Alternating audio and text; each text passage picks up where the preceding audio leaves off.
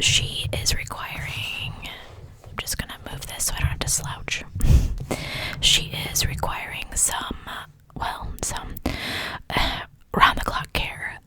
She has never been ill before that I can really recall, except just kind of regular things. But between my sister and I and the rest of my family, to include my nephews and boyfriend,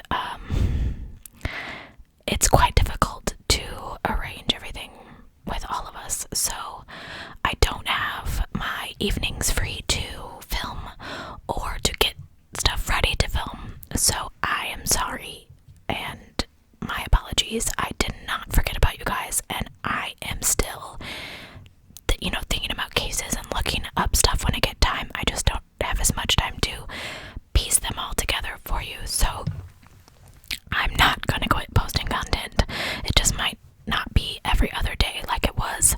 I will get back to that because she's gonna get better whether she wants to or not. If only it was that easy. Then I will also be doing, the reading videos and things like that. I filmed a whole whispered ramble about this, but I didn't know if you guys would want to hear it. It also includes a little bit of some Fantastic Beasts thoughts from me seeing the movie and some Pokemon Let's Go Eevee stuff. If you want to hear it, I'll post it. But for now, I thought we would talk about the Slenderman murders. I almost didn't do this one because it's really similar to the Skylar Niece case. This video is probably not going to be as long as that unless I just keep rambling, which I'm kind of good at. But kind of similar. So I almost held it off for a while, but decided not to because I have some time to film and I had this case ready. So here we go. On May 31st of 2014, a 12-year-old girl, stabbed 19 times, crawled out of the woods where she had been left to die.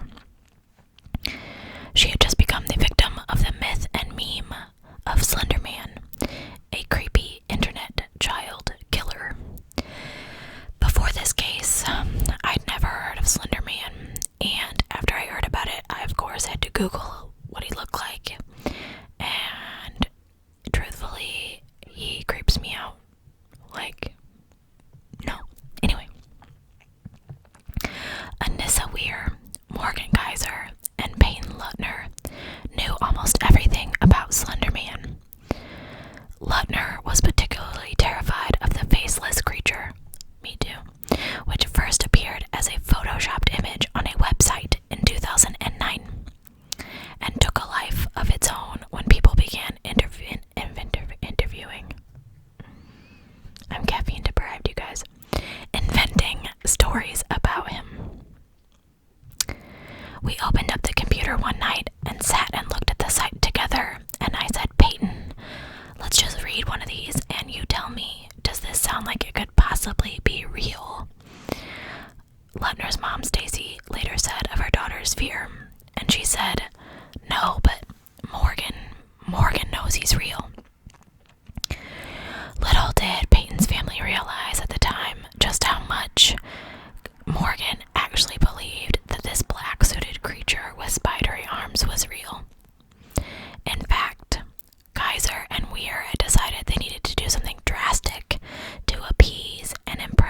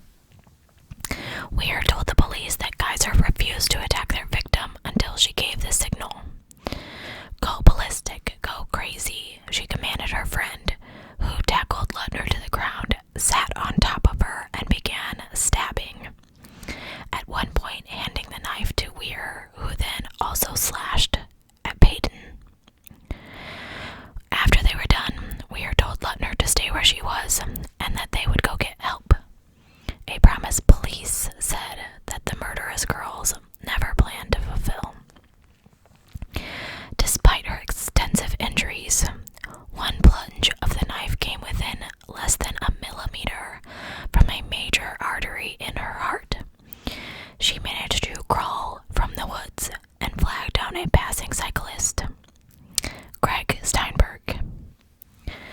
I was just on the verge of asking her if she was okay, he said. I mean, a 12-year-old girl, she could have been out laying in the sun. I really wasn't quite sure, and I was just going to ask her. And she looked up at me and said, "Can you help me? I've been stabbed multiple times." Medics rushed Peyton to Waukesha, I'm sure I messed that up, Memorial Hospital. She was pale as a ghost, her mom recalled, terrified, crying, and she couldn't breathe. After a 6-hour surgery, her first words to her mother were, "I want to go home," and "Did they get them?" Her dad, Joe, assured his daughter that they were in the custody of the police after they'd been tracked down walking near the freeway. "This is my little girl who's laying there, who just said that something incredibly horrendous happened, and now she's scarred for life and scared because these two people could potentially find her again," he said. News of the attack shocked and confused the nation. It sounds crazy because it is, Weir's attorney Maura McMahon explained at the trial of her client, who experts testified suffered, along with Kaiser, from shared delusional disorder. My dog will not leave me alone. This was a real being to this child, and she needed to protect those around her. And at 12 years old, had no way to protect herself from Slenderman, except for Morgan's advice. And they swirled down into madness together. Though Peyton returned to school and thrived in some areas of her life, she had a tough time recovering from this ordeal, both physically and mentally. She eventually underwent 6 surgeries to treat the 19 stab wounds to her body, which left her with extensive scarring, and her entire demeanor changed. She was more reserved and more cautious. She held everyone at arm's length and never let anyone get too close, noted her mother in the victim impact statement. She immersed herself in school in an attempt to distract herself from the uncertainty of her life. Everything she knew about her home and family was different. Kaiser and Weir's worlds would have also been dramatically altered in the years after they enacted their plan to appease Slenderman. They claimed in court that they were mentally ill, and the two were eventually found incompetent to stand trial. Kaiser's defense attorneys later said that she suffered from schizophrenia and psychotic spectrum disorder, which caused her to struggle with bouts of delusion and paranoid belief.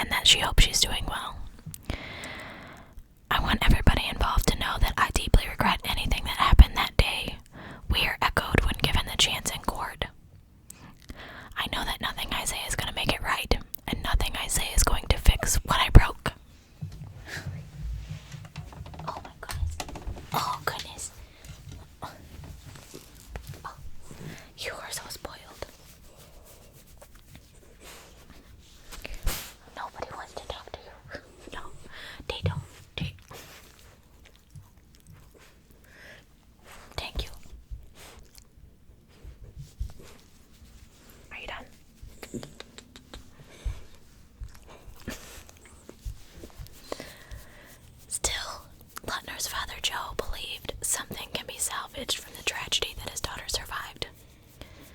Peyton is meant to do something special, he said. She's here for a reason, to show the world to treat other people better.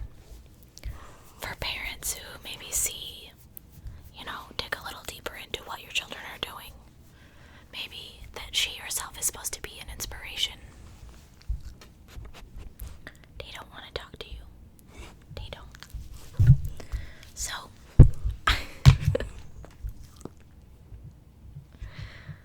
I know that this is a shorter case. And we got a little interrupted by Fluffball here. But I wanted to post something for you guys. I am extremely sorry that my channel hasn't been as good as it was. But I have to take care of my mama. I know that you've heard me mention many, many times how I would do anything for her. It's definitely true. And I hope that you're all doing well and that you're not too disappointed in me. I will see you soon, and I will try to film some more so that I have some stuff to post for you. I don't really know what to say about this case. Like I said, it's really similar to Skylar Neese.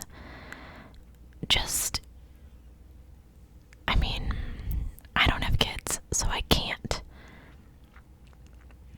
express the concern to watch your children, I feel like I can't really do that. But,